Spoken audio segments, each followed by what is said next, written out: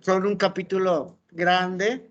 Vamos a hablar de las principales, vamos a mencionar otras, ¿correcto? Hay discromias como genodermatosis congénitas y hay discromias adquiridas, ¿correcto? De las discromias, ¿en qué se van a dividir? ¿Cómo se van a dividir las discromias? Ajá, ¿y cómo se llaman? Dicen manchas hipocrómicas, ¿cómo se llaman esas discromias? ¿Se acuerdan? Melanodermias y leucodermias. ¿Ok? Muy bien. Melanodermias y leucodermias. Entonces, esto es muy importante.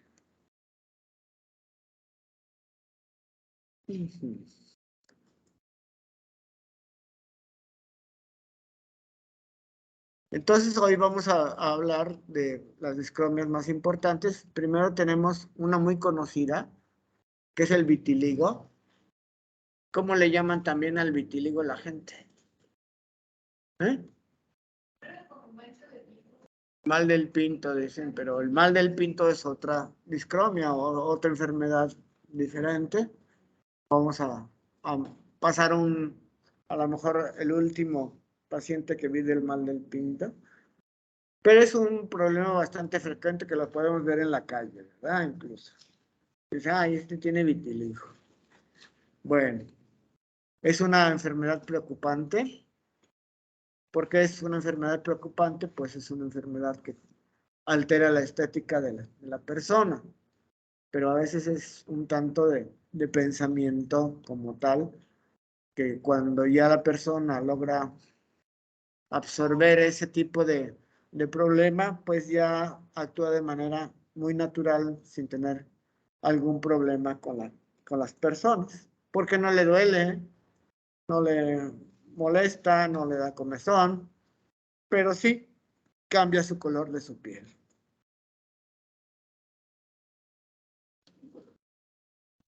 Empezamos con qué factores se presentan. Es una enfermedad de origen desconocido primero, ¿verdad? No, la causa no se conoce perfectamente bien, pero sabe muchos aspectos. Entonces tenemos estos factores genéticos. Obviamente un tercio de las personas más o menos tienen una herencia autosómica dominante de patrón poligénico. Entonces a lo mejor un tío, el abuelo, la mamá han tenido el problema. Defecto hereditario de modo espacial de dermatoglifos, diferentes halotipos de HLA, etc. Ese es, entonces, un factor genético importante. Voy a sonar este teléfono. Ok. Hola. Bueno. Deja ver si está así. También se habla de una hipótesis inmunológica, o sea, obviamente se habla que es una enfermedad también autoinmune. Y a veces por eso acompaña enfermedades autoinmunes como problemas tiroideos. Y eso se va a ver sobre todo cuando tenemos un paciente que tiene un problema bastante extenso. Hace poquito vi a una paciente con un vitíligo muy extenso y obviamente sus pruebas tiroideas también ya tenía un problema muy alterado. En cambio, a veces que vemos personas con lesiones muy pequeñas y que no tienen ningún problema extra. Entonces hay anticuerpos circulantes contra antígenos de superficie. No se ha encontrado en todos los pacientes esto, pero bueno, pues sí se ha encontrado en buen número de ellos. Anticuerpos antitirosinasa o sus proteínas. Obviamente hay estos linfocitos citotóxicos, los factores de necrosis tumoral alfa, interferón, etcétera, ¿verdad? Como se presentan en muchas enfermedades de este tipo.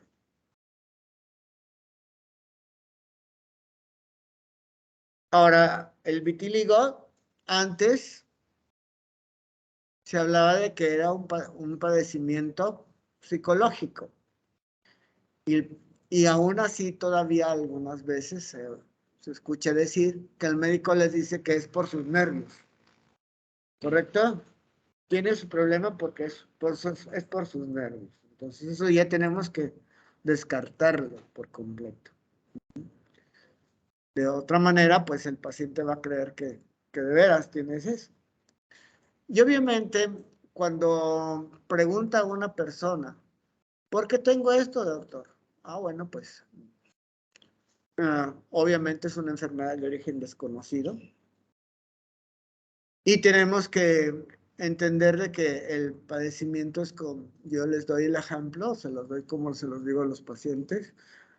Es como si alguien viene a ponernos una instalación, es esta de los focos, y no supimos ni quién la puso ni cómo la puso.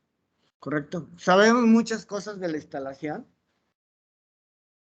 pero no sabemos la causa precisa del problema.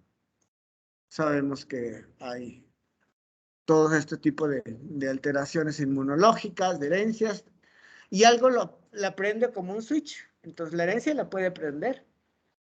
La causa genética prende el switch de la instalación. A veces, repetidos traumatismos en la piel más la predisposición de la persona, prende.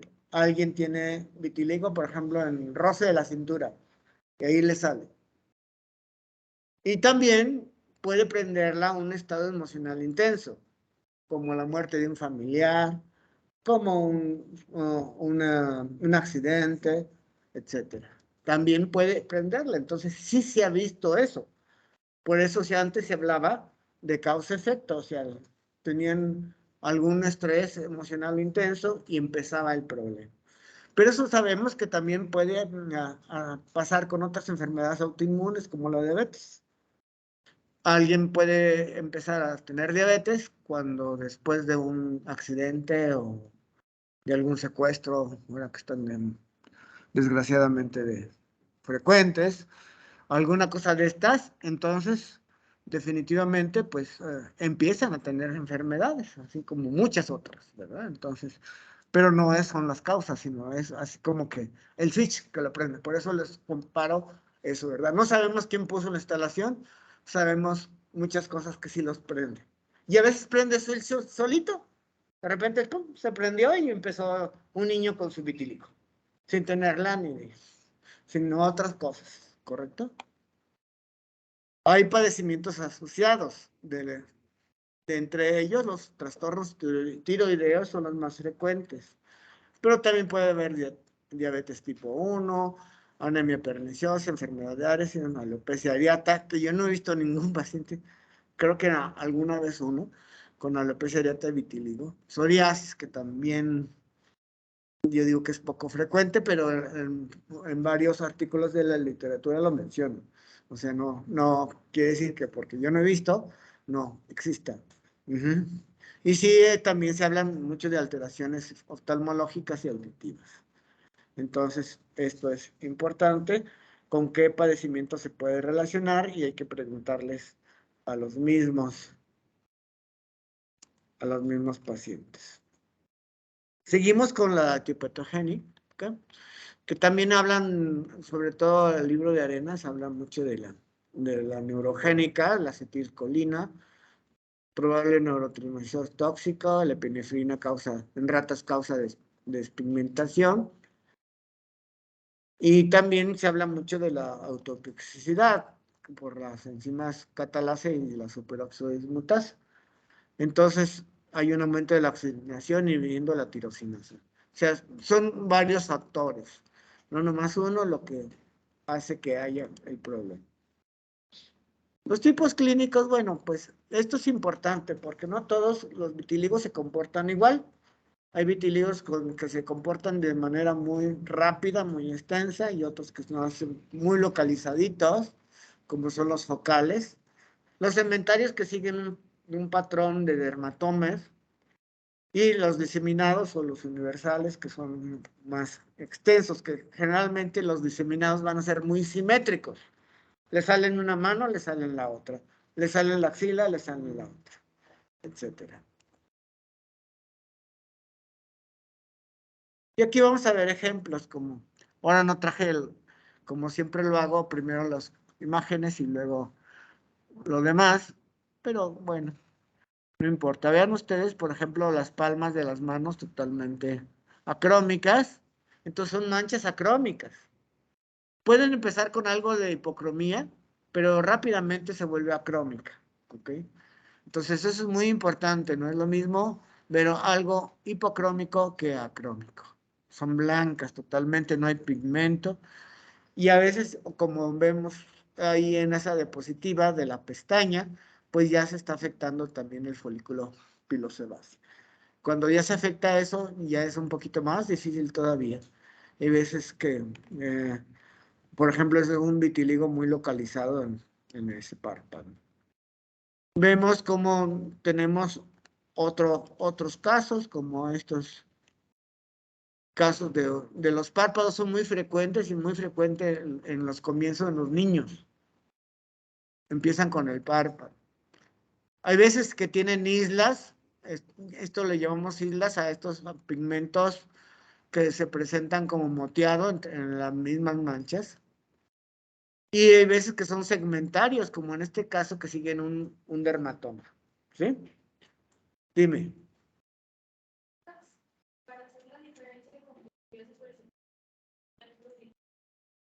Sería el tipo de mancha acrómica, ¿correcto? Y la escama también, ¿correcto? Escama finita, de furfurácea, como de polvito de salvado, como dice, ¿sí? De la Pityriasis versicolor, y que no lo tiene en otro lado, ¿correcto? Pero sí es buena pregunta, a veces no es tan sencillo. Y también tenemos la luz de Wood, que en el vitíligo va a ser así como que cuando se va antes a una discoteca y se veían las camisas moradas, en cambio en Pityriasis versicolor, ¿de qué color se ven? ¿Cómo? Verde amarillentas, ¿verdad? Correcto. Entonces también eso es importante. La luz de Wood nos sirve mucho para ver las manchas. La luz de Wood nos puede ver más allá de lo que está despigmentado, ¿sí? En un paciente con vitiligo también nos ayuda bastante. Aquí tenemos otras fotos, otro segmentario a la derecha. Y este más diseminado, vean cómo se va haciendo un tanto simétrico. Ayer precisamente vi una niña que tenía, ya había visto con sus párpados hace como un año, y los párpados mejoró, pero en la parte de la nuca aumentó y dicen, no se quiere peinar de chonguito porque no quiere que se le vea la mancha. Bueno, vemos otro niño. Puede tener en genitales, por ejemplo. Y hemos visto niños así como que en área perianal también. En ese caso a veces ni damos tratamiento porque pues no tiene caso dar un tratamiento, sino más muy localizado en esa área. ¿Sí? Igualmente tenemos que hacerle convencimiento, por ejemplo, cuando tienen en el genital, como aquí en este caso en glande, en prepucio, pues hay que ver que, si no, pues es que sí me afecta demasiado. Bueno, pues hay que a veces hacer una labor psicológica muy importante, porque a veces los tratamientos no son muy adecuados en esta área, pero bueno, se les puede dar, si nomás está muy localizado ahí. O casi universal, como en este caso, que estamos viendo, más bien tiene islas de piel normal. Vemos también otro segmentario, o sea, podemos ver una gran cantidad de formas del vitiligo. Entonces, vean ustedes también en este caso, este infante en glúteos, y acercamientos de manchas, ¿verdad? Los pies, entonces, acordarse y este localizado que ya también está afectando folículo pilosebáceo y es más difícil el tratamiento. Diseminados, pues podemos ver muchas fotos de vitiligo. Un vitiligo que llamamos solar por la afectación por el sol. Esta paciente tenía ese, ya no he vuelto a ver otra paciente más que esta, que también tenía en un dorso de manos, en caras externas de los antebrazos, pues nada más ahí. Y cuando vemos esto, al lado de la derecha, dice, ¿será un vitiligo o será una genodermatosis? Y hay que preguntar, ¿el vitiligo es adquirido? No se nace con él, ¿correcto? Ya si se nace con manchas, quiere decir que ya genéticamente, sí, genéticamente ya no tiene un pigmento por algún problema de tipo de formación que no va a tener pigmento de una determinada área, ¿verdad? Entonces ya empiezan a haber incluso síndromes por ahí con alteraciones del pigmento. Aquí también en esta nos habla del focal, localizado, segmentario, vulgar, muy diseminado, lo universal con mucho más extensión. ¿Cuáles son los diagnósticos diferenciales importantes? Bueno, con el nevo de Sutton, que es un nevo normal, que tiene alrededor del nevo su acromión. Las discromias por hidroquinona y otros fenoles, que es por sustancias, pues es generalmente el éter monobencil de hidroquinona que se produce para que puede producir esto, aunque no existe prácticamente ya en México.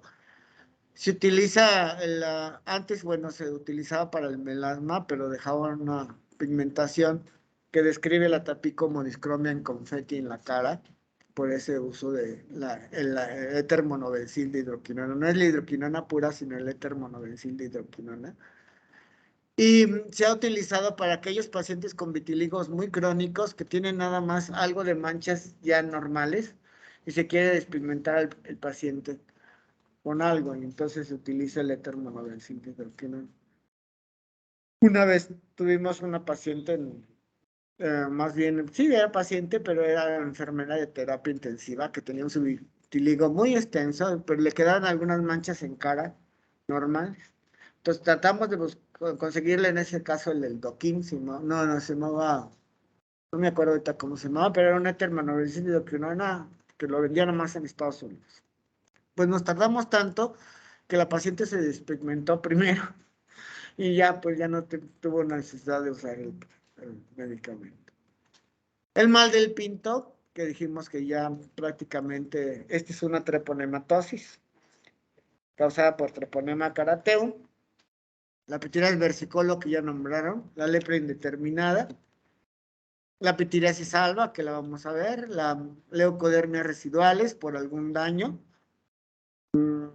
También es importante ver que algunas sustancias como los fenoles, hubo hace muchos años una epidemia de pacientes, y fue en el Seguro Social, de limpieza con vitiligo en las manos. ¿Y por qué todos? Ah, bueno, porque utilizaban un detergente con fenol y eso les provocó el problema. Eso hace muchos años. Ya no, obviamente ya no se utilizan ese tipo de sustancias. Síndromes genéticos, esto ya es cuando el paciente ya nace con sus manchas, entonces pues aquí puede haber muchos. Aquí están algunos, el Shedap-Higashi, el Koyanagi-Arada, el pluraldismo, el Vanderbilt, albinismo. Vamos a dar algún ejemplo. Ya se me secó la garganta. Y el líquen escleroso y atrófico, que pues también puede ser algo importante. Bueno, vemos por ejemplo un síndrome de Vanderbilt no, perdón, este es una poliosis, con un vitiligo del mechón con la frente. Y Y esta paciente, bueno, pues tiene unas lesiones en iris también.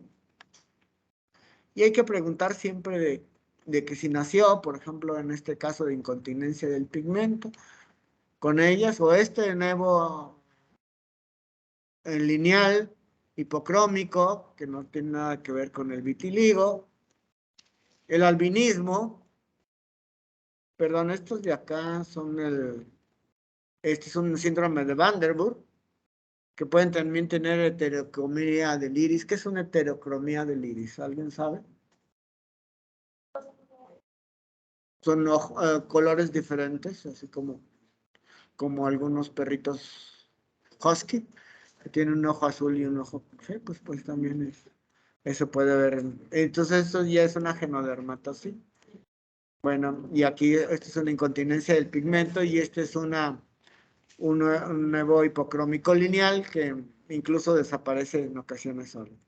El albinismo, que está a su lado de la derecha, como tal, incluso con falta de pigmento en los ojos y pueden tener también nistagmus.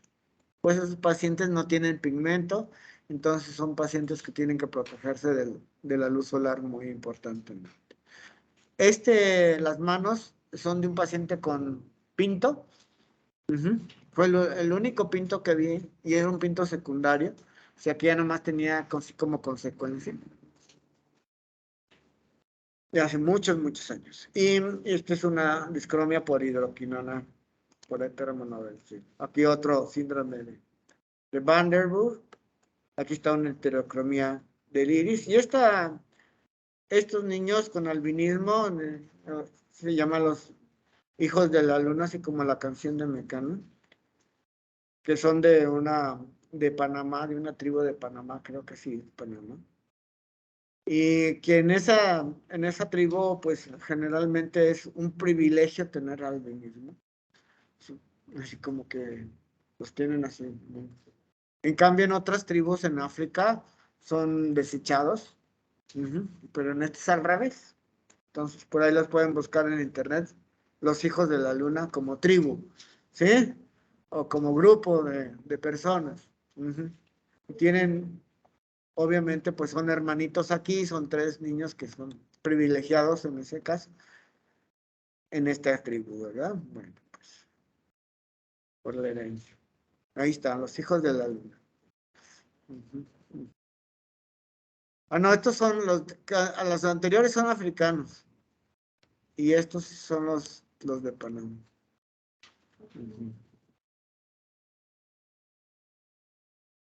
Bueno, ¿qué hacemos con el tratamiento? El tratamiento es muy difícil, ¿correcto? No es fácil, y a pesar de que existen muchas cosas, no tan fácil se obtienen muy buenos resultados o lo que se tiene en ocasiones no está al alcance de las personas.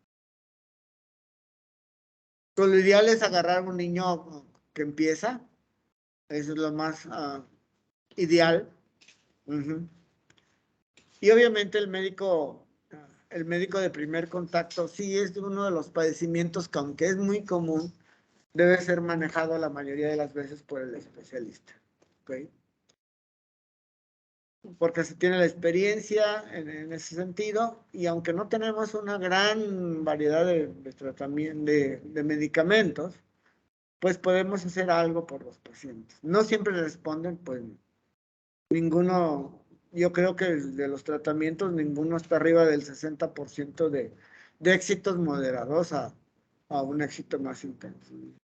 Y algunas personas se han pigmentado por sí solas, sí, se repigmentan y a veces dices que yo tenía y solito se me quitó, doctor. O fui con un brujo y se me quitó, ¿verdad? O con alguien, o con el de los imanes, ¿verdad? Y se me quitó. Pero ya me volvió a salir. Así pasa, ¿verdad? Entonces, esto es importante. Se utilizan desde hace muchos años los oralenos, que son sustancias fototóxicas. Los locales se aplican y se expone uno al sol, empezando de 1 minuto, 5 minutos máximo, porque producen ampollas, como son fototóxicos, acordarse del limón y todo eso. Se utilizaba mucho, por ahí van a ver las fórmulas con aceite de lima. Y obviamente, pues hay una estimulación al pigmento por estos oralenos y se puede mejorar al paciente. Pero esto tarda mucho, ¿verdad? Son meses y meses de tratamiento. También los oralenos de tipo oral más la radiación ultravioleta del sol se usó por mucho tiempo, solita, y entonces tomaban los pacientes, se toman 2 tabletas y se exponen a la luz solar 20 minutos, 15 minutos de la tarde, obviamente, cuando tenemos más radiación UVA, no en la mediodía, que es más UVB y la UVB quema. Ya lo veremos cuando veamos fotoprotección, que ya pronto lo vamos a ver. Y entonces, estos pacientes con radiación ultravioleta, más los oralenos, van a producir repigmentación. Antes había solución que podíamos dar toquecitos en el centro de la mancha sin rebasar la mancha, pero nada más ahorita tenemos crema. Entonces se pone la crema y si se pasa la crema a la piel normal, entonces va a ver 3 colores, va a ver como bandera tricolor en la piel, ¿verdad? Entonces, y tenemos que tener mucho cuidado porque los pacientes por ansia se ponen al sol y llegan todos ampollados. Entonces, eso a veces pasa con los pacientes. Entonces, después, como en los años 80 salió las radiaciones ultravioletas controladas por medio de cámaras.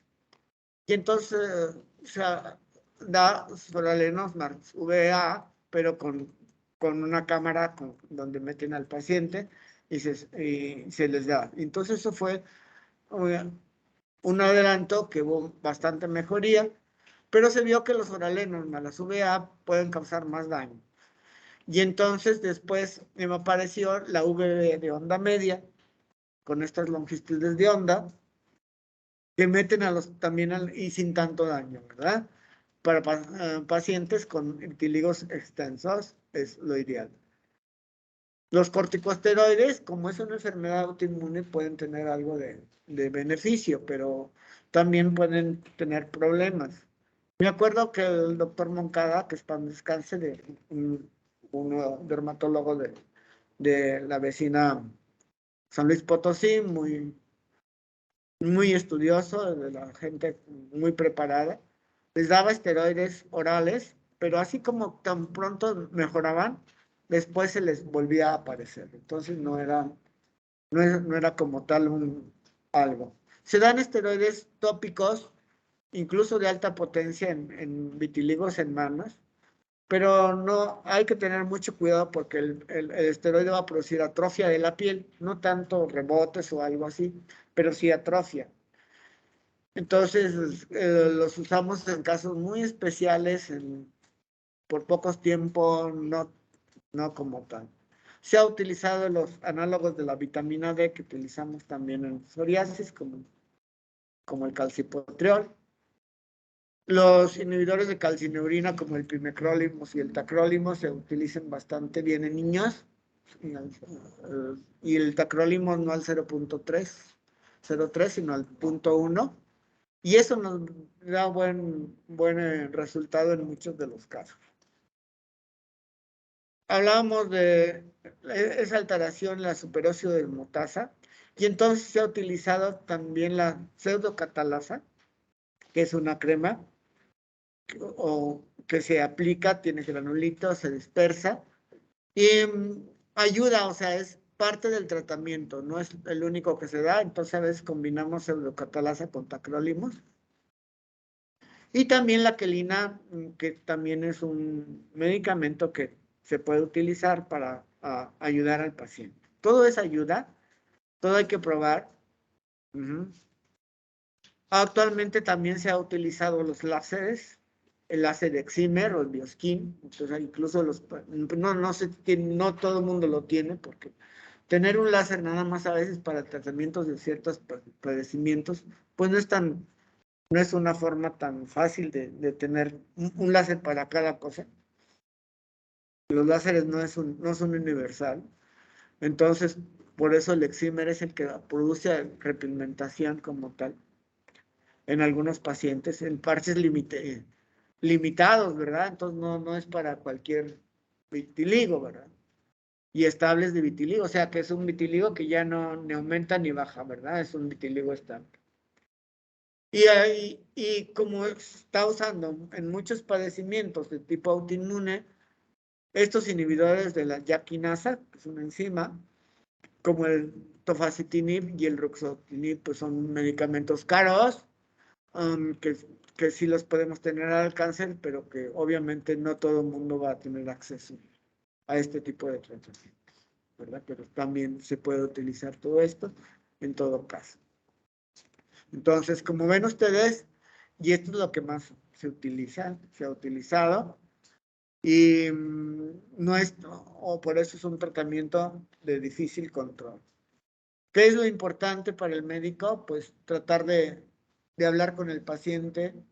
Si hay depresión, hay que tratar la depresión, ¿verdad? Eso es importante porque pueden tener una depresión muy importante y no lo vamos a sacar diciéndole, no se apure, es una manchita, es como a veces les decíamos, es como una pared de su casa que está despintada, pero no se cae la casa, ¿correcto? La casa no se cae, pero la pared se ve fea, no se ve bonita, ¿verdad? Entonces, obviamente también hay así como que pinturita que se puede utilizar con maquillajes, etcétera, que duran bastante y se utiliza la cosmética, sobre todo cuando es en cara, pues se puede utilizar la cosmética perfectamente. Entonces, bueno, pues todo eso es importante. Obviamente, pues hay famosos que han también tenido vitiligo, como ya no son de su época, pero sí es tan famoso que sí lo conocen, ¿verdad? Por ahí bailarían Thriller, algunos de ustedes. Bueno, pues está bien. Y obviamente esta foto siempre me gustó, son fotos obviamente del internet, pero vemos que el paciente con vitiligo y sobre todo en estos pacientes con piel muy morena, porque he visto, hay personas que son con una piel tipo 1 o 2 que son muy blancas. ¿Y dónde tienes un mancha? Aquí, doctor, no se le nota. Sí, aquí está. Bueno, pues no es tan importante, es más fácil, pero en cambio un paciente con pieles desde 4 o desde la 3 a las 6 que vamos a verla cuando veamos estos tipos de piel cuando veamos fotoprotección. Bueno, pues obviamente el problema es muy importante psicológicamente. Pero hay pacientes que lo superan y hasta lo utilizan como esta modelo, ¿verdad? Que tiene vitiligo y ya no se lo trata. Ujú. Es feliz con su vitiligo porque esto le ha llevado más a la fama, ¿correcto?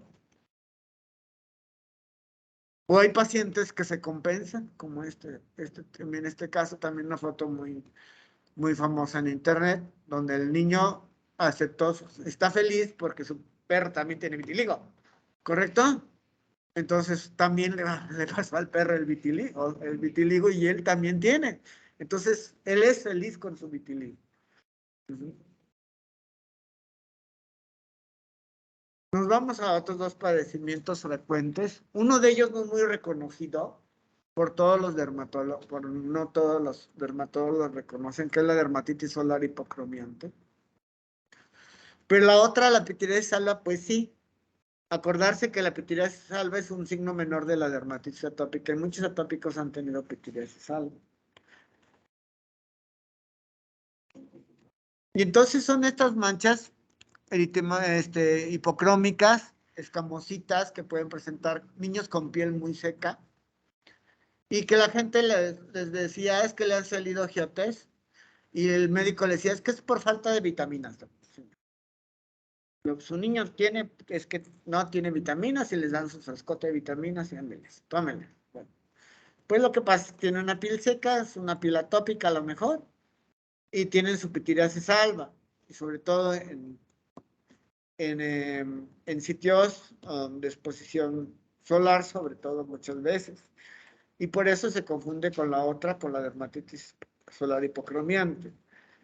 Este es hipocromía y escama, así es como tal. Y vemos, vean la piel tan seca del pacientito con su pitiriasis alba, igual que en este caso, ¿verdad? Antes se le conocía como impétigo seco. Yo cuando tenía mi libro de Saúl, cuando era estudiante de medicina, el impétigo seco y aparecía en las enfermedades infecciosas con el impétigo. Porque se hablaba de la influencia del estafilococo, del estreptococo sobre todo, sobre esto, y pues es parte de la teoría que se decía, pero ya cuando se estudió un poquito más esta pitiriasis alba, pues son pacientes con piel muy seca, descamativa y que pudiera tener relación con atopia. No siempre, vean otro caso. Y a veces pueden presentarse como en este que sí dice, ¿será vitiligo? Bueno, pues hay que estar muy pendientes. Una buena valoración hace que decimos, no, es pitiriasis alba, no es vitiligo. La pitiriasis alba de dermatosis de origen desconocida, crónica y asintomática. Manchas hipocrómicas con descamación fina, eso es lo que caracteriza, por eso se llama pitiriasis. Acuérdense que pitiriasis son problemas descamativos. ¿Qué pitiriasis hemos visto? La versicolor, ¿cuál otra? La rosada de Giver, porque tiene descamazón. ¿Sí? Entonces son pitiriasis. Manchas hipocrómicas, de 1 al 5% de la población en general, o sea que no es tan rara, sobre todo en niños, ¿verdad? Va a ser más bien escolares y preescolares los que lo tienen. Muy raro ver una pitiriasis alba en un adulto. Y de 32 a 34 anatópicos. Porque en un adulto, pues ya la piel, sobre todo en cara, pues la piel de la cara va a tener la secreción sebácea y eso va a compensar que no haya haya un poquito más de humectación por la grasita y por lo tanto va a haber menos sequedad. Relación en focos infecciosos, como ya les había dicho. La piel seca, mala higiene corporal, también se lo he dicho, pero pues no siempre es así. La exposición al sol excesiva y por eso se confunde con la otra o los otros dicen, no, es que no es dermatitis solar hipocromiante, sino es una pitiriasis alba. La atopia. Cara, mejilla, región maceterina, periferia, orificios nasales, como lo vimos ahorita. Conducto auditivo externo, ahí está, le falta una O. Caras externas de antebrazos. Formas generalizadas en adolescentes en tronco, nalgas y extremidades. Es rara. Hay una forma pigmentada, creo que ahorita vemos alguna foto. Y hay una crónica, es crónica y asintomática. Va a tardarle en quitársele su problema, sí. Lavado con agua y jabón, como higiene normal, ¿verdad? No exagerada, por favor. Pero dice, tiene que lavarse 3 veces al día la cara. No, tranquilos.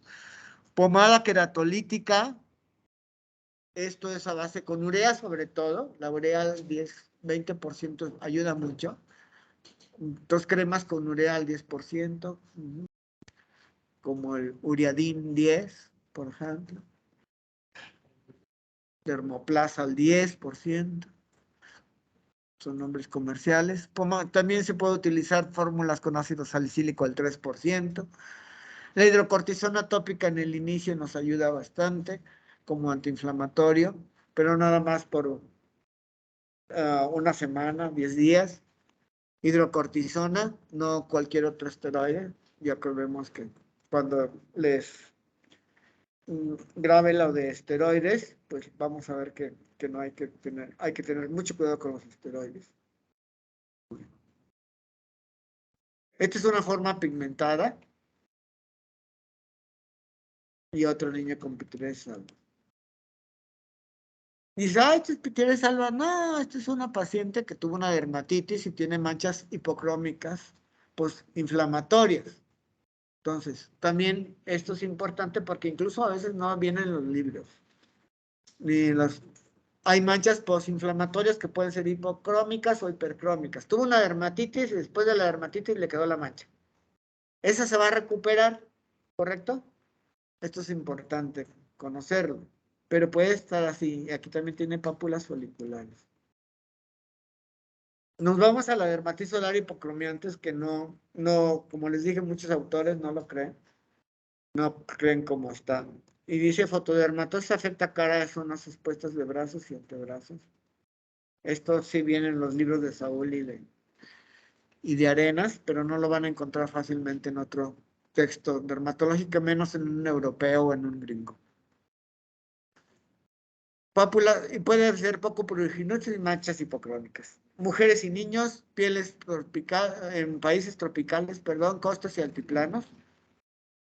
Protección solar y pantalla son los que se les da a estos pacientes. También se les puede dar su crema con urea. La hidrocortisona también nos puede ayudar. Son niños o personas que fueron a la playa. Después de la playa, mire cómo está manchado mi niño. Y donde le dio el sol es donde tiene las manchas, sobre todo las caras externas de brazos y antebrazos, en la cara.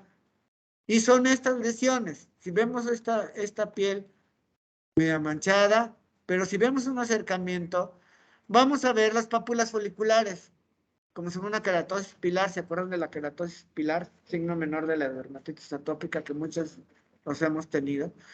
Y vemos la parte de la piel normal que está a su derecha. Tiene piel normal y tiene sus manchas con pápulas foliculares. Esto no lo tiene la pipiridis alba. Siempre he dicho eso. Que por eso es diferente. Vean, las pápulas foliculares, donde tiene las manchas, este se asoleó todo, y aparte de las caras externas, pues la tiene también en el tronco. Pero vean esta también, esta fotografía, y es muy clara después de una exposición solar, ¿correcto? Que se la van a quitar, pues sí se la van a quitar con protección, ya se le van desapareciendo poco a poco, ¿correcto? Igualmente las de la pipiridis alba tardan un montón, varios meses en desaparecer, ¿no? Con la hidratación y todo eso van mejorando y con el tiempo les va desapareciendo. ¿Cuándo se le va a quitar a mi niña? Pues a veces que hasta que le llegue a la adolescencia se le quita. ¿Toda la vida? No, si no ya es otra cosa. Puede ser una mancha posinflamatoria más severa. Por ejemplo, esta es una mancha posinflamatoria otra vez. Vean ustedes también ya la extensión, aquí tiene una pápula rescoriada, tuvo una dermatitis y le queda la mancha, ¿verdad? Nos vamos a empezar con esta otra discromía. Ya son 7:51, pero antes de pasar lista y todo, entonces vemos algo del melasma, que es la otra discromia más consultada, sobre todo en el ámbito dermatológico, que es el melasma. Y pongo esta fotografía porque creen que el melasma nada más hay en mujer, sino también hay en hombres, ¿correcto? Jovencitas, ¿alguna pregunta? Bueno, entonces el melasma es bastante frecuente. Desgraciadamente, cuando van a consultar el melasma con el dermatólogo, ¿cuánto tiempo tienen? Como 5 años, como 10 años. Pues es muy difícil el tratamiento de esos pacientes, aunque se puede hacer mucho. Vean ustedes la pigmentación. Y es que desde que me embaracé tuve el melasma. Bueno, hay que distinguir un poquito lo que es un melasma persistente a un cloasma del embarazo. Yo le llamaría mucho el cloasma, como lo llaman los ginecólogos, que nada más cuando tuvieron el embarazo por la estimulación de la hormona estimulante de los melanocitos, y que se les pigmenta las areolas, se les pigmenta la línea media, pues van a tener también melasma y por un tiempo y se desaparece. Pero si persiste hay otros factores, entonces no nomás el hormonal. Entonces ya les digo, generalmente consultan ya cuando tienen mucho tiempo, nunca consultan que no lo había consultado porque primero pues mi niño es doctor y después ya yo, o ahora sí yo vengo. Pues sí, pues ahorita ya no es tanto tiempo. Pueden tener muchos, estos se parecen mucho a los pacientes, pero son pacientes diferentes. Pues así como que se parecen, ¿verdad? Pero vean ustedes, el melasma puede tener diferentes localizaciones. muy en mejillas, que es lo más frecuente, pero puede haber en otros lugares de la cara. Es muy raro el melasma extrafacial, ¿correcto? No es frecuente, pero sí existe el melasma extrafacial. Aquí está la forma muy centrípeta del melasma con el área del bigote, el área más central de las mejillas, de la región malar. Pero este, por ejemplo, de la derecha es más hacia la frente, o sea, más hacia las partes más externas. A veces llegan con poquito, a veces con más. Y como ustedes ven, son pieles mestizas principalmente, las que tienen el melasma. Hay poblaciones como las de Filipinas, que la mayoría de las mujeres tienen melasma. Vean ustedes también el área del bigote, que es muy difícil. Ella aparte tiene félides, que son las pequitas. Las efélides se llaman pecas. Las pecas se llaman efélides, al revés. Y obviamente, pues el hombre también puede tener melasma. Y vemos aquí generalmente donde tiene, en esta figura, donde generalmente se le presenta el paciente. Oiga, pues ya no me he embarazado. Me dijeron que si estaba embarazado de broma, ¿verdad? Entonces, no, pues no. También el hombre se pigmenta y sobre todo gente que tiene exposición solar importante. Esta es la última diapositiva que vamos a ver. Ya después vemos, el día de mañana acabamos con lo de discromias y empezamos a ver acné y dermatitis acneiformes. El día de mañana nos vamos a aventar todo esto del acné para que lo estudien. Estudien por favor, dieta de acné. A ver, les voy a preguntar, cualquiera, a los que están allá en casa, a ustedes que están aquí, que leyeron sobre dietas y acné. Bueno, entonces, melanosis, evolución crónica, sintomática, circunscrita cara, factores raciales, genéticos, hormonales, nutricionales, radiaciones ultravioleta, luz visible, cosméticos y fármacos.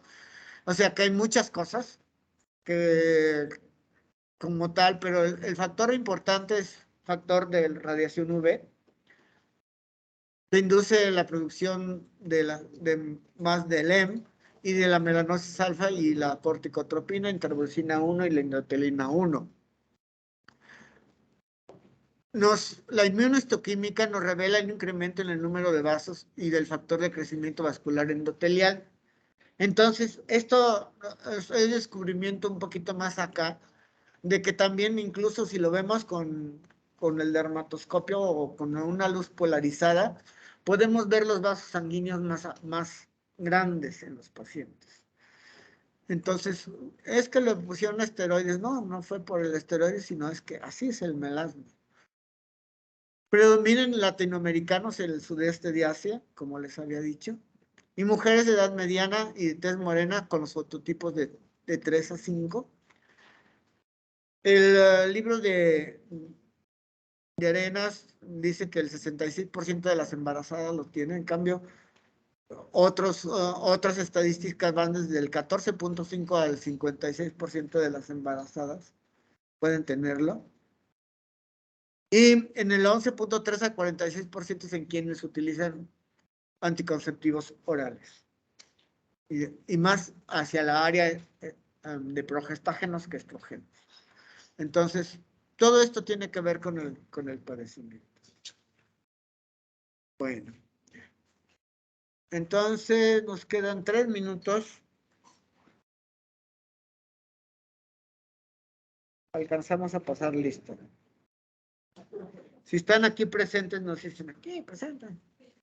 Y allá ya. Bueno, vamos a ver. Yo tengo mi lista, aquí está. Lista de asistencia. Piden esto.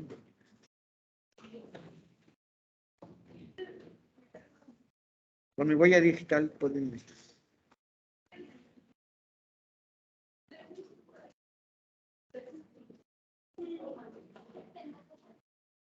Carlos Samuel. Presente, doctor. Gracias. Astudillo. Sí. Soy Herman. Voy rapidísimo al baño. ¿Pero qué le pido? Herman González. González, ok. Abelar Ramírez, Janet. Vadillo.